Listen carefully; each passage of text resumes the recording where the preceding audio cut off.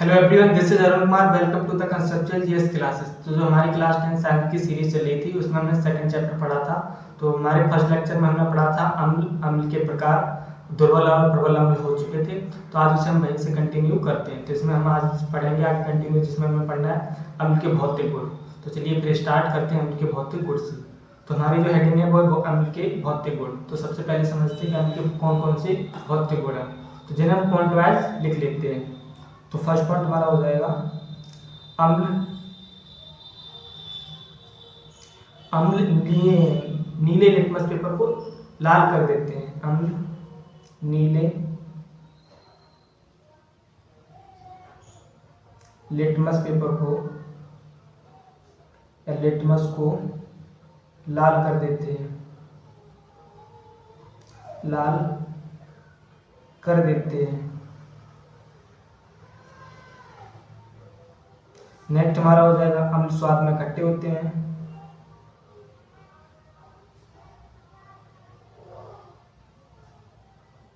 अम्ल स्वाद में खट्टे होते हैं, खट्टे होते हैं।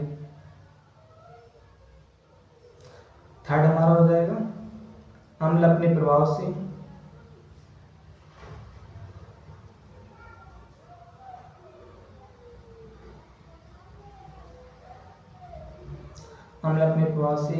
लकड़ी, कागज, कपड़ा आदि को गला देते हैं।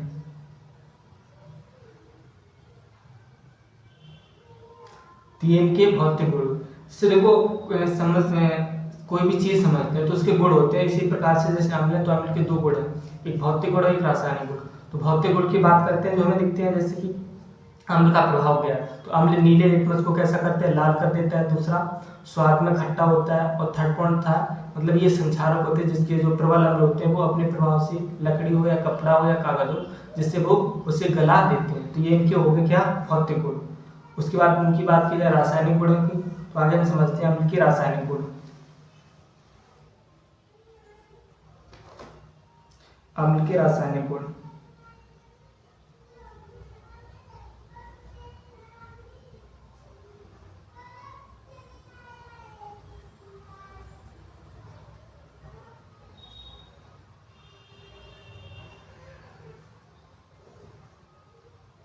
अम्ल के रासायनिक गुण। तो फर्स्ट हमारा हो जाएगा, इसमें हेडिंग वाइज लिखते हैं रासायनिक गुणों में। इनकी हम फर्स्ट हेडिंग डालेंगे धातुओं से अपक्रिया। धातुओं से अपक्रिया, धातुओं से अपक्रिया।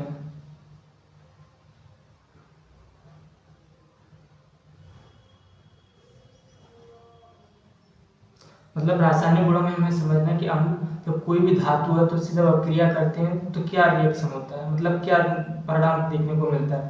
तो जैसे हम लिखते हैं अम्ल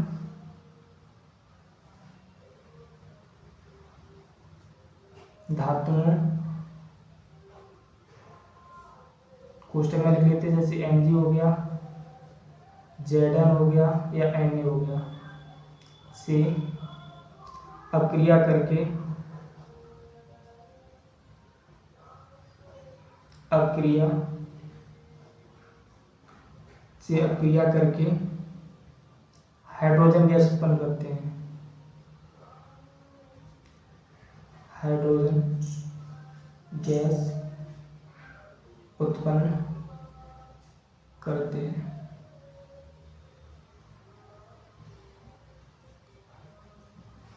तो हमें ये समझना था कि जब कोई भी अम्ल होता है तो जब अम्ल की हम किसी धातु से अपक्रिया कराते हैं तो क्या रिएक्शन होता है। तो मैंने बताया जैसे हम धातुओं से, जैसे धातु हमारी Mg मैग्नीशियम होगा, Zn जिंक हो गया या Na सोडियम होगा। इनसे जब कोई अम्ल अपक्रिया करते हैं तो क्या उत्पन्न करते हैं, हाइड्रोजन गैस उत्पन्न करते हैं। जैसे हम एग्जाम्पल में समझते हैं, जैसे हम रिएक्शन करा रहे हैं, अम्ल होगा हमारा HCl प्लस Mg के साथ।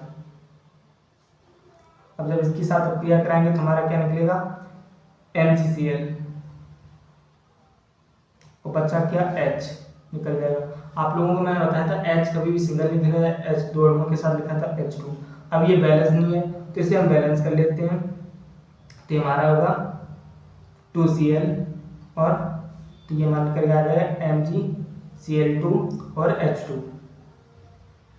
आई होप आपको ये क्लियर होगा। जैसे हम दूसरा एग्जांपल लेते हैं, Zn प्लस HCl। Zn हमारी धातु होगी और HCl हमारा आप लोग रिएक्शन करेंगे तो हमारा क्या निकलेगा, ZnCl2 plus H2 hydrogen gas. अब यहाँ बैलेंस नहीं है तो आगे हम 2 लगा देंगे, तो जिससे क्या हमारा होगा ZnCl2।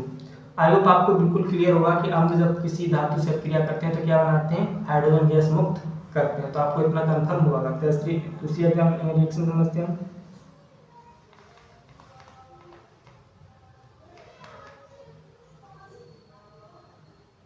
दूसरा समझते हैं, धातु कार्बोनेट तथा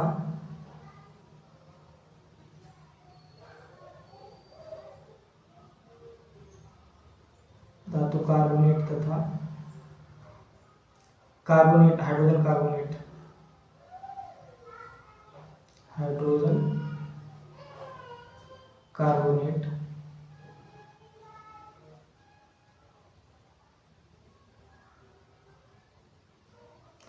कार्बोनेट से क्रिया।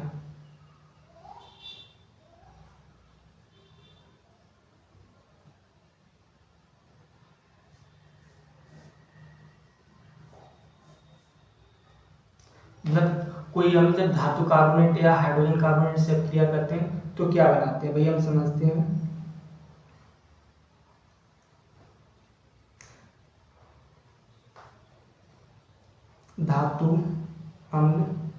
अम्ल धातु कार्बोनेट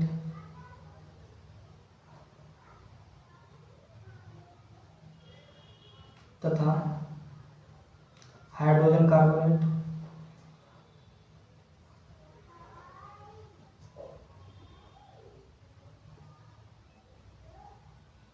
से अपक्रिया करके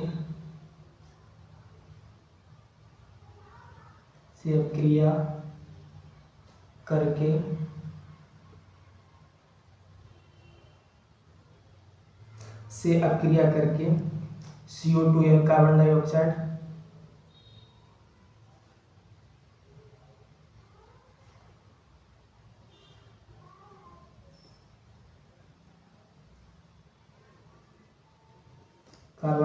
यानी CO2 तथा जल यानी H2O का निर्माण करते हैं।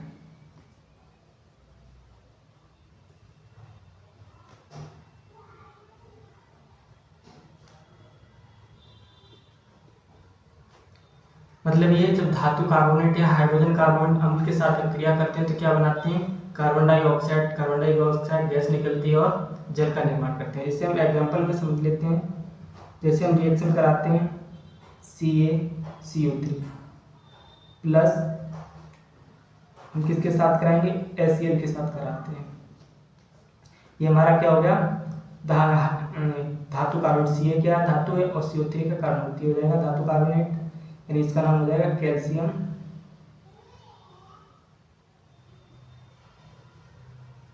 कार्बोनेट। ये तो हमारा हाइड्रोक्लोरिक अम्ल है। जिसके साथ रिएक्शन कराई जाएगी तो हमारा निकलेगा Ca और ये एक साथ आ जाएंगे तो क्या हो जाएगा CaCl2। उसके बाद प्लस एक O मिलके क्या निकलेगा हमारा CO2। उसके बाद क्या मिलेगा HO मिलके H2O। अब ये रिएक्शन कैसी है, बैलेंस नहीं है, क्योंकि यहाँ देखो हमारे हाइड्रोजन डबल निकल गई और Cl डबल हो गई, क्योंकि हमें पता है क्लोरीन कभी सिंगल लिखी नहीं जाती और H हमेशा सिंगल में लिखा जाता है। तो इसके आगे क्या लगाएंगे 2, जिससे 2HCl हो जाएगा। हमारी ये बैलेंस हुई। तो हमारी चीज़ें सेम वही बनी जब हमने कैल्शियम कार्बोनेट को के साथ जब रिएक्शन कराई तो हमारा क्या बना, CaCl2 बना। उसके बाद CO2 कार्बन डाइऑक्साइड गैस निकली और H2 जल का निर्माण हुआ। तो आई होप आपको बिल्कुल क्लियर होगा। या धातु कार्बोनेट या हाइड्रोजन कार्बोनेट के साथ जब किसी अम्ल की अपक्रिया कराई जाती है तो कार्बन डाइऑक्साइड और जल का निर्माण होता है। तो चलिए फिर नेक्स्ट समझते हैं। तो नेक्स्ट समझते हैं अपना, तो नेक्स्ट हमारी हो जाएगी धातु ऑक्साइडों के साथ अपक्रिया। थर्ड हमारी धातु ऑक्साइडों के साथ अभिक्रिया, धातु ऑक्साइडों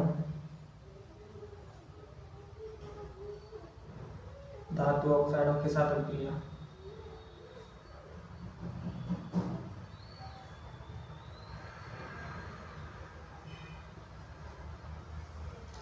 तो जब अम्ल धातु ऑक्साइडों के साथ अभिक्रिया करते हैं तो लवण तथा जल बनाते हैं। जिससे हम यही लिख देते हैं, अम्ल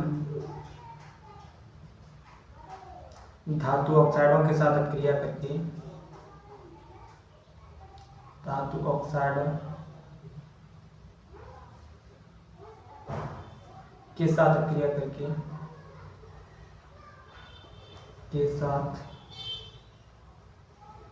अभिक्रिया करके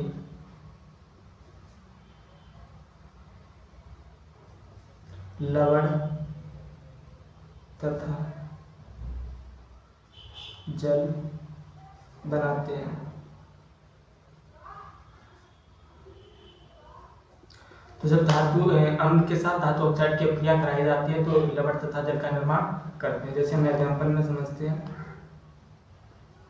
जैसे हमारा आ जाएगा CaO प्लस HCl, जिससे हमारा क्या बन जाएगा CaCl और प्लस H2O निकल जाएगा। हालांकि ये बैलेंस नहीं है तो हम बैलेंस करेंगे, ये हो जाएगा CaCl2 और यहाँ लग जाएगा 2HCl। तो आई होप आपको समझ में आया कि जब धातु ऑक्साइड के साथ अम्ल की अभिक्रिया कराई जाती है तो लवण तथा जल का निर्माण होता है। आई होप आपको क्लियर हुआ होगा। तो नेक्स्ट यहाँ के साथ हमारा जो अम्ल पढ़ना था, अम्ल पूरा ही फिनिश हो चुका है। कि अम्ल मैंने पढ़ा था अम्ल क्या है, अम्ल का आर्यनीय सिद्धांत पढ़ा था, उसके बाद अम्ल के प्रकार पढ़े थे, अम्ल की क्षारकता पढ़ी, अम्ल के भौतिक गुण और अम्ल के रासायनिक गुण। इसी के साथ अम्ल हमारे पूरे फिनिश हो चुके हैं। अब जो हम नया स्टार्ट करेंगे वो हमारे होंगे क्षारक। इस लेक्चर को यहीं पर एंड करते हो। जब नेक्स्ट लेक्चर होगा उसमें हम क्षारक पढ़ेंगे और क्षारक के साथ हमें यही पढ़ना है, क्षारक की आर्यनीय सिद्धांत पढ़ेंगे, उसके बाद क्षारक के प्रकार, क्षारक की क्षारकता पढ़ेंगे, उसके बाद क्षारक के भौतिक गुण और रासायनिक को पढ़ेंगे। तो फिर आज इस लेक्चर को यहीं पर एंड करते हैं। नेक्स्ट लेक्चर में इन सभी को कवर करेंगे। तो आज के इस लेक्चर में जुड़ने के लिए आप सभी का बहुत बहुत धन्यवाद।